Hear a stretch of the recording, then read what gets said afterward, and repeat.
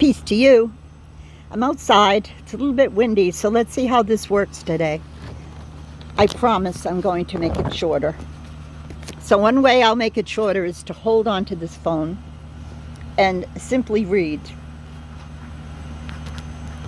You don't care if you see me. It won't add to anything, believe me. All right. We left off yesterday by mentioning these clashes with, the Palestinians who live there and those incoming Jews. I keep having to say the word Jews because that's what's written here. And I mentioned that they were 1920, 1921, 1929, and especially 1936 to 38. Mm-hmm. Here, Zionist ideals clashed with the bitter reality. All through the period before and after the establishment of the mandate, Zionism preached social justice as much as national rebirth. Opposing realists had often raised the question whether any country was ever colonized without the aid of a mother country, which alone could furnish the necessary military and naval support against a hostile population, small as it might be. But one might point out two precedents in Jewish history. Did not the exiles from Egypt build the first Commonwealth? Similarly, did not the manpower, financial resources, and diplomatic skill of the Jews of Babylonia pave the way for the establishment of the Second Commonwealth? Neither group of ancient settlers had a motherland behind it. Zionism flattered itself that it could create a third precedent of successful colonization without a mother country, and with the ultimate consent, moreover, of the natives themselves. But the latter calculation proved to be mistaken. In the days of Herzl, such consent might still have been forthcoming. After the Hussein McMahon correspondence and the rise of several Arab states around Palestine, it became decidedly too late. Meanwhile, the Zionist movement proceeded with its program of colonization, helped by the League of Nations Charter, while the mandatory power became ever more reluctant. The statesmen in London were still fairly favorable. Their broad vision of human affairs enabled them to see the local difficulties in perspective.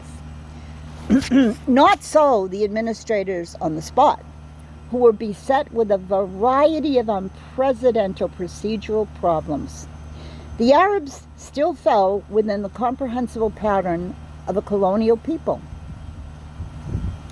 governed according to the usual colonial methods.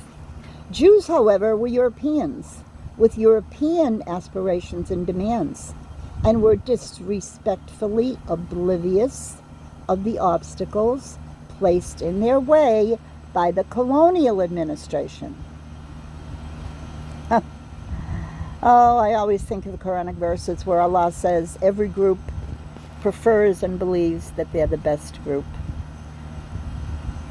It's in Surah Al-Mu'minun. كُلُّ حِزْبٍ بِمَا لَدَيْهِمْ فَرِحُونَ. Nothing changes, nothing ever will. That's the human condition. Back to history. The first High Commissioner, Sir, later Viscount Herbert Samuel, whose appointment was hailed by some British statesmen as that of a new Nehemiah.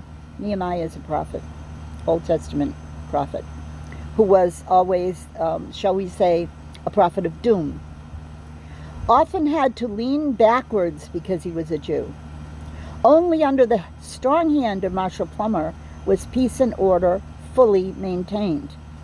But under his weaker successors, disturbances only confused an already puzzled British civil service.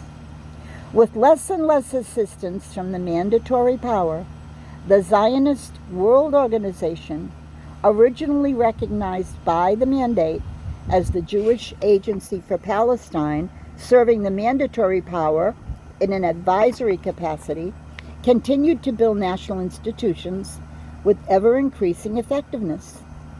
It opened up the country to Jewish immigration, and from the outset accommodated the third Aliyah. Owing to the great Jewish crisis in newly independent Poland, immigration reached a total of over 33,000 in the single year 1925. 7 years earlier, only twice as many Jews had lived in all of Palestine under Jamal Pasha's hostile regime. True, after 1925, economic conditions deteriorated to such an extent that 2 years later, the number of immigrants from Palestine exceeded that of the new arrivals. But after this setback, the figures climbed again and reached unprecedented proportions after the rise of Hitler to power. In 1935 alone, Jewish immigration exceeded 63,000. Although the tempo was again retarded in subsequent years, owing to the Arab Uprising, by 1939 the national home already embraced a community of 600,000 Jews, or about 30% of the population. Hand in hand with this numerical growth went economic expansion in both city and countryside. However difficult and costly its purchase became, land under Jewish control increased slowly but decisively. The intensive cultivation of citrus fruit created an important export article, citrus fruit. I would use the word commodity. Anyway, while the social experimentation of the collectivist kibbutzim and of the urban workers organized in the Histadrut proceeded apace, to the amazement of the outside world. You know, these words like Histadrut, you're going to have to look these up on your own because they're important words. You know, this is the fundamental establishment of the presence of the Jews in Palestine, and so much of it is based upon socialist ideology combined with, you know, a sense of the promised land. It is important. You know, words are important. Histadrut, Hastadrut. To some impatient leaders, the pace was not fast enough. The old cleavage between practical and political Zionism, though on a new plane, reappeared in Vladimir Jabotinsky. Profoundly dissatisfied with the tempo of practical achievement, he organized a revisionist party in 1925 and demanded the return to ambitious Herzlian methods. Methods now more military than diplomatic.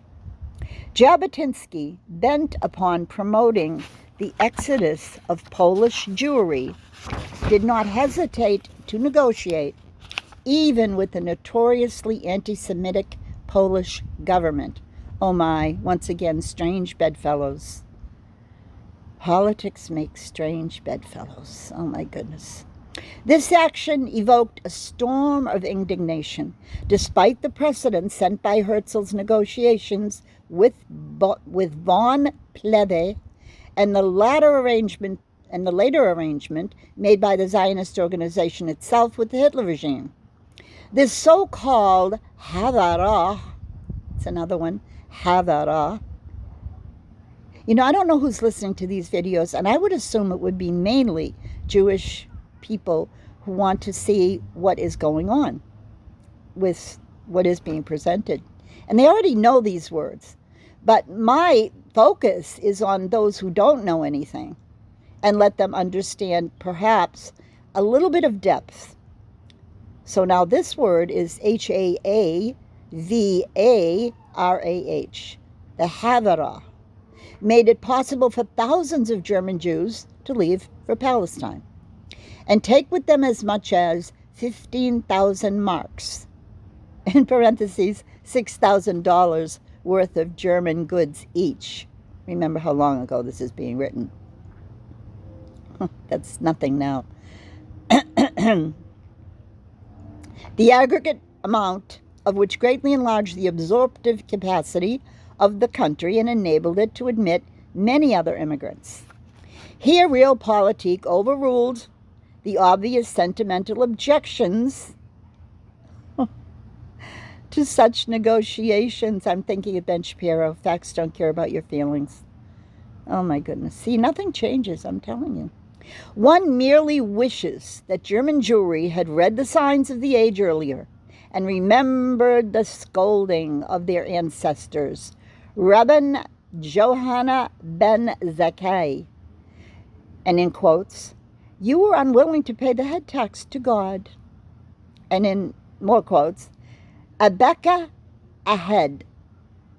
That's seemingly explaining to you how much you could have gotten away with. Now you are paying a head tax of 15 shekels to the government of your enemies. End quote. German Jewry paid in 1938 the enormous penalty of 800 million marks. If it had had the foresight and spent the same amount on Palestine 10 years earlier, before it was financially weakened by the economic depression and Nazi hostility, it might indeed have created for itself a haven of refuge, able to absorb most exiles from the Hitler regime. Under the impact of the Arab Uprising in 1936, the Zionists closed their ranks. The policy of Havlaga, and here it's fortunately translated in parentheses as self-restraint, Havlaga, revealed the remarkable discipline of a people following a determined leadership.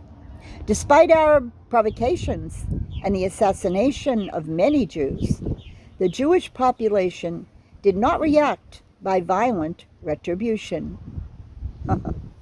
That was then, not now, but left it to the mandatory power to preserve public order. On the other hand, 800 Arabs, a total exceeding that of British and Jewish victims combined, fell during that uprising, many at the hands of fellow Arabs. This Jewish self-discipline was both a sign of political maturity and of their inner certainty that the national home could no longer be uprooted. That will end today's lesson 3 so that I can train myself to do shorter lessons. Hope you appreciate it. Assalamu alaikum.